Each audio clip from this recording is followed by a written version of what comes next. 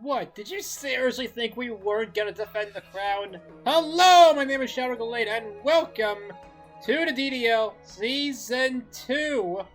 We are back defending our crown after winning last season, and we have some plans. Sadly, Dragonite can't Terra anymore, so he's gonna take a season off. But that's fine. We just got another dragon! Excalibur's our Terra Captain, and it is brutally powerful. First of all, as you can see in the purpose, it can stop being an Ice type. Okay, but for real, it actually hits even harder than Dragonite, and Loaded Dice plus Icicle Spear plus any Dragon Staff is a deadly combination. Sure, Steel types suck, but hey, we have Terra for that. Overall, this thing is a monster. It is going to tear everything apart, and once you take away its Ice typing, and even using Ice Body if we really want to, this thing will be an unkillable monster.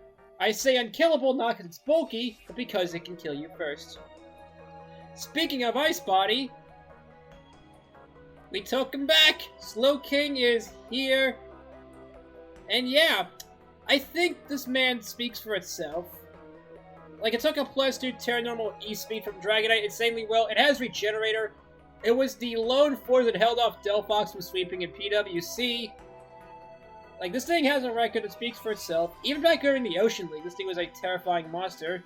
And unlike the rest of the Slow Twins, it can still teleport. Sort of. It's not perfect, but hey, you take what you can get. Plus it gets our Firewater Grass score going. Speaking of the Firewater Grass score, Present Thriller's here! But no, we have Amoonguss. I don't need to say what Amoonguss does. First of all, it gets our Regenerator core going. It is famously unkillable, and if you can kill it, that's probably because Slowking's not on the field. And then you can't kill that. This thing is going to be infuriatingly hard to kill. Plus, with Spore, we can easily win games off the back of it and just Excalibur going to town, or any of our other main threats. But anyway, enough of cores. Let's do something else. Just kidding, we're still going into cores with Scizor! Scizor, again, speaks for itself. I gotta stop saying that phrase.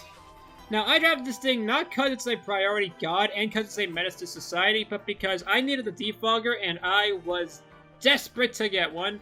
Fortunately, Scizor fits the bill, and as last season can attest, Scizor is fairly bulky in its own right, doing good enough just to defog, and then you turn out of there. It's great. Now then, let me tie up some loose ends from previous leaks before we go on. I said I wanted desperately to grab Thundurus Incarnate, but unfortunately it got sniped, and despite my best efforts to beg, the guy who took it will not give it up. But that's fine! And I fully intend to get it. This is going to be my Mon. And guess what? It is! So everything I said about Thundurus Therian almost applies here, only this hits slightly less hard in exchange for Priority Thunder Wave. And yeah, I think that's good enough, because like 125 is still pretty good when you have Nasty Plot.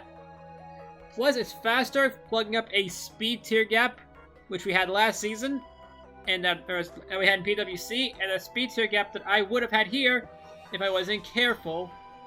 And overall, I am super excited to use Thundurus, and it also blocks Defog in case you are want to get cheeky with it.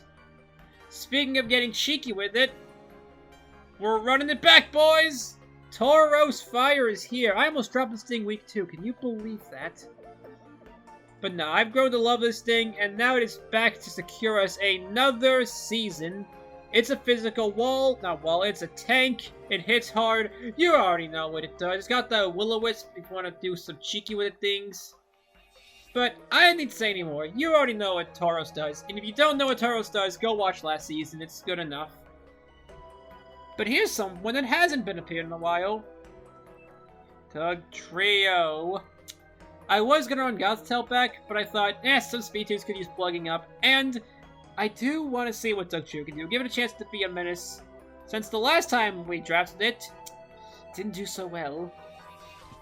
But regardless, it can't quite trap as much as Gothitail can, but it still does plenty, and in fact hits way harder with Earthquakes. This thing is a menace, and it has priority, so it can revenge kill even the D-Dance Sweepers. You're gonna have to play our game. Whether or not you want to is not up to you. Now then, well, let's get some power on our team. We have a lot of power, but let's get even more power. Because as you can see, we don't have a lot of special attackers. Sure, we have Slowking and Thunderous, but that's only 2. So naturally, I didn't solve the problem at all and went right for a Azumarill. Aye. And unlike Rose from Season 1, this is not our Terra Captain. Excalibur took that honor of being Terra Captain, but Azumarill is still monstrously powerful. I shouldn't have to explain what Azumarill does. It comes in, takes a hit, and hits you back 3 times as hard. It's great. I love it. I want to give it a hug. I will give Pika Blue a hug. But it also hugs the opponents back, harder than they did it to them. This thing is going to be a monster, and I fully intend to get at least 1 Belly Drum Aqua Jet off during the season. Next up, Decky Dewey is here.